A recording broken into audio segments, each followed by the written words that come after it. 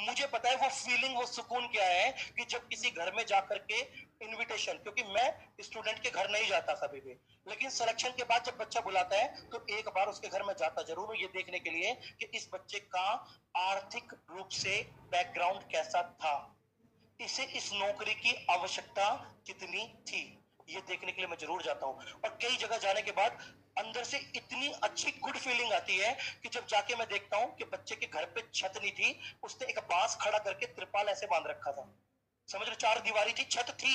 लेकिन छत के बीच में गैप हो रखा था, कड़ी, ईट, ईट और कड़ी वाला मकान समझते हो, कच्ची मिट्टी वाला, उसके मकान में से वो ईंटें निकल रही थी, घर पूरा चूता था, चूने का मतलब समझ रहे, पानी टपकता था,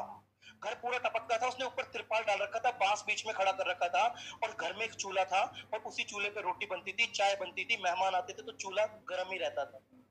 तो उस घर में जाने के बाद वो चीज सुकून देती है कि इस घर में जो नौकरी आई है, ये बच्चा कितना इस नौकरी के लिए कितना तड़प रहा होगा, इसके लिए कितनी आवश्यकता होगी, और उसके माँ बाप ने कितना आशीर्वाद दिया होगा, समझ रहे हो। मैं फिर कह रहा हूँ, ऐसा ऐसे भी बच्चे मेरे पास थे। एक लड़का, एक स्टूडेंट था जिसके फादर के एक पैर में इन्फेक्शन 3 से 4 साल तक रहा, जो इन्फेक्शन धीरे धीरे धीरे धीरे बढ़ता जा रहा था, लेकिन उसके फादर की मजबूरी थी कि उस बच्चे की तैयारी रुके ना, इसलिए उन्होंने कंटिन्यूसली ट्रक ड्राइविंग की। ट्रक ड्राइविंग करते थे। 2016 नवंबर में उसके फादर का पैर कट गया, ट्रक ड्राइविंग छूट गई, लेकिन उस बच्चे ने भी मेरे पास आना बंद कर दिया। तो मुझे इंफॉर्मेशन मिली, मैं उसके घर गया, मैंने कहा तूने पढ़ना क्यों छोड़ दिया, उसने कहा कि भैया मैं कैसे आऊं, मैंने कहा कि तू आ, उसको आने का, मैं ये नहीं कर,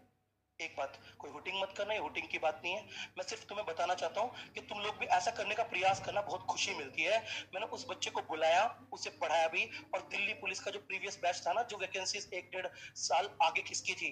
समझ रहे हो, उस वैकेंसीज में उसका सिलेक्शन भी हो गया। और अब मैं फिर कह रहा हूँ, उस बैच में उस जितने भी बच्चों का सिलेक्शन हुआ ना, उनमें से 80% बच्चे आज यूपीएससी आईएएस की तैयारी कर रहे हैं, उस बच्चे का भी सिलेक्शन हुआ, समझ रहे हो। तो वो चीज सेटिस्फेक्शन देती है। उसके फादर ने मुझे बुलाया, और उसके फादर ने बुला करके मुझे 1100 रुपए दिए, 1100 रुपीज, और सुनो मैंने लिए, इसलिए लिए क्योंकि वो 1100 रुपए मेरे किसी काम के हों या ना हो, मुझे नहीं पता मैं 1 घंटे में 1100 कमा रहा हूँ या आधे घंटे में कमा रहा हूँ, समझ रहे हो कि कितना, मैं पैसे को नहीं देख रहा, लेकिन उस पैसे को मैंने एज इट इज उठा करके एक लिफाफे में चारों तरफ से टेपिंग करके और मेरी कबर्ड में रख दिया।